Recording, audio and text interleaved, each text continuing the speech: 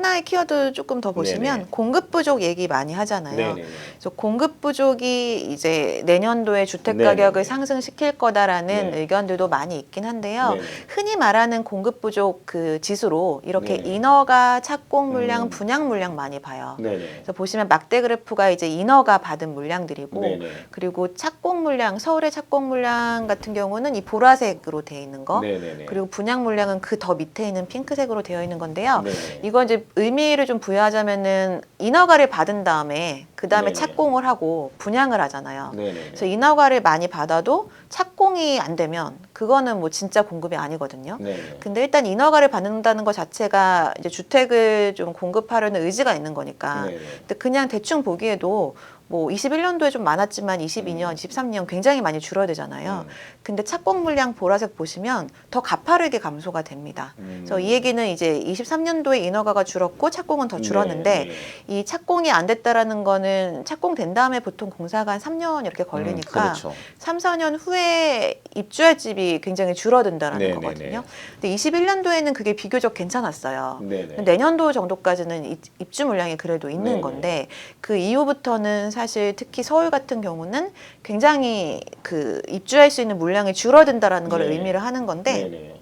사실 이거는 그 입주 물량이라는 건 신축이잖아요. 네네네. 그러니까 신축이 줄어든다는 의미입니다. 네네. 그래서 그 지금에 말하는 공급 부족은 네네. 신축 부족이에요. 그러니까 신축 절대적인 집이 그쵸. 부족하진 않지만 네, 근데 대부분 새 집에 살고 싶으니까 다 신축 아파트에 로망이 있잖아요. 맞습니다. 그래서 신축에 대한 선호도가 강하기 때문에 네네. 이제 입주 물량 점점 줄어들면서 신축의 인기가 늘긴 하겠죠. 네네. 그렇지만 반면에 오른쪽은 매물 증감 추이거든요. 네네. 근데 매물이라는 거는 구축이잖아요. 구축을 네네. 내놓는 건데 네네. 보시면 이게 매매, 전세, 월세로 나눠놨어요. 네네. 매매 매물들은 지금 올해 들어서 굉장히 급격하게 많이 올라가고 있습니다. 네네. 근데 안 팔리니까 매물이 계속 그 누적되는 거잖아요. 그렇죠. 그래서 구축은 굉장히 계속 매물이 늘어나면서 거래도 네. 안 되는데 네네. 신축은 줄어든다 이렇게 정리를 해야 될 것 같아요. 네. 그래서 공급 부족은 당연히 주택 가격의 상승 요인이 네네. 되지만 그건 당장이라기보다는 이제 향후에 신축에 영향을 미치는 부분이 크고요. 네네. 그렇지만 구축이 이렇게 누적이 되고 있기 때문에 네. 내년도에는 이 가격이 지금은 그렇다고 급매가 많이 나오고 있지 않거든요. 네네. 근데 이제 매매하시는 분들이 좀 못 참고 급매를 많이 내놓거나 네네. 아니면 기다리는 수요자들이 아 급매가 안 나오는구나 네네. 그냥 사야겠구나 네. 이게 좀 맞았을 때 거래가 늘어나잖아요. 그게 좀 이렇게 가격을 좀 맞추려면 아무래도 주택 가격이 다소 인하가 돼야지 가격의 합의점을 찾을 수 있기 때문에 이게 반드시 그 주택 가격 상승 요인을 공급 부족으로 볼 수는 없다라고 네네. 정리할 수 있을 것 같아요. 네. 그러니까 어쨌든 네. 신축이 많이 부족한데 네. 그러면 신축이 생기면 좋지만 어쨌든 사람들 심리적으로는 집값이 지금 많이 올라있다고 생각하는 거네요. 그렇죠. 그래서 구축은 거래가 안 되고. 네. 근데 내년도에는 신축 가격이 네. 더 올라갈 것 같습니다. 그래서 아. 결론적으로는 신축도 거래가 어렵고 네네. 구축은 좀 시간이 걸리면서 거래가 조금씩 늘어날 네네네. 거라고 보는데요.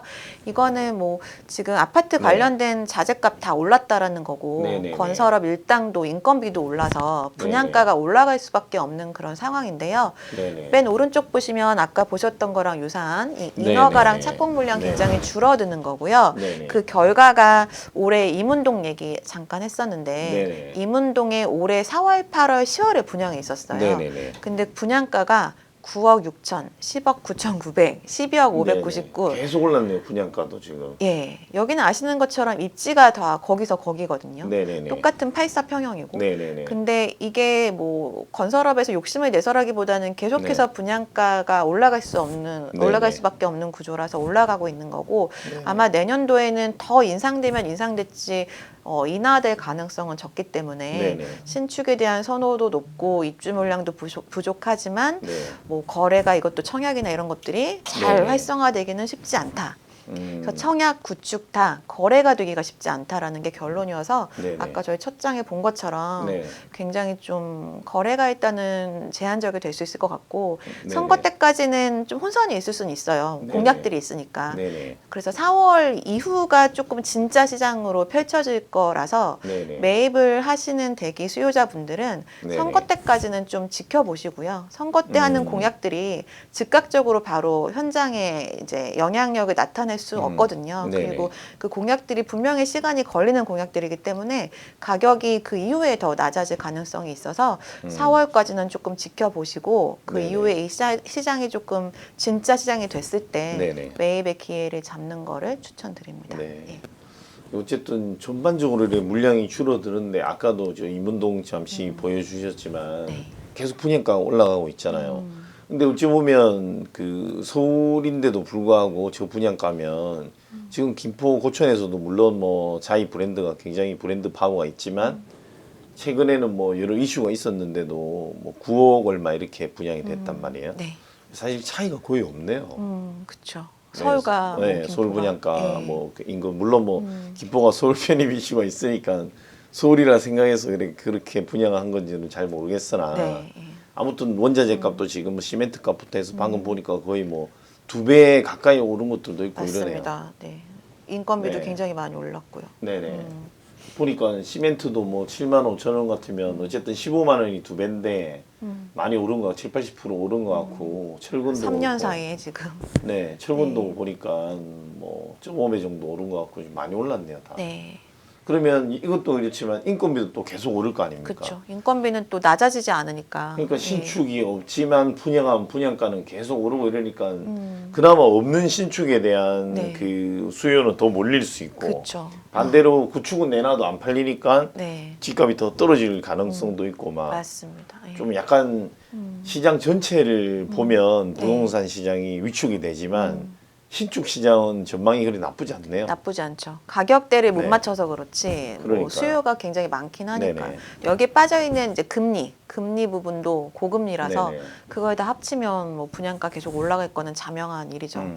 그래서 사실 분양가가 계속 또 올라가면 무조건 분양받는 게 능사는 아닌 것 같아요. 네네. 구축들 중에서 오히려 좀 금매 위주로 잡는 네. 것도 나쁘지 않을 것 같고 네네. 지금 이제 경기도에 분양 많았던 지역이나 인천 같은 데들은 네네. 공급이 워낙 많아가지고 네네. 굉장히 뭐 마이너스 P까지는 아니지만 거의 네네. 분양가 수준으로 분양권 많이 나온 거 아직 있거든요. 네네네. 근데 그런 것들은 지금 신축하는 저런 분양가에 비교해 보면은 훨씬 싸죠. 굉장히 저렴해요. 네. 그래서 그냥 장기적으로 봤을 때는 뭐 거주와 투자 목적으로도 오히려 그런 쪽을 선택하는 게 더 나을 수 있거든요. 네네. 그래서 무조건 모든 사람들이 요즘엔 좋은 입지에 뭐 새 집을 선호하긴 하지만 한 번에 가기가 너무 어렵다라고 한다면 네네. 뭔가 이렇게 징검다리가 필요하잖아요. 그래서 네네. 차선책을 조금 찾아봐야 되는 시기인 것 같아요.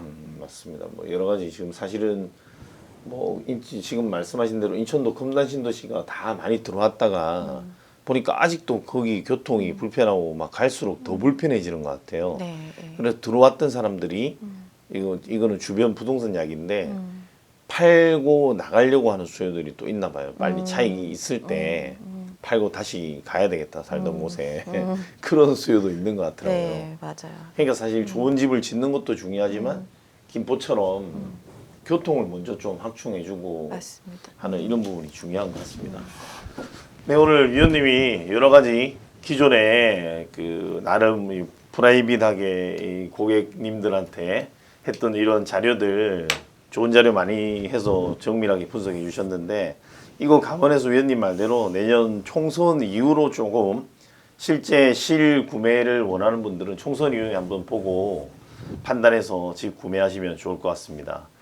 네, 저희 집하고 시청해주신 시청자 여러분 감사하고요. 좋아요, 댓글, 구독, 응원 부탁드리겠습니다. 감사합니다.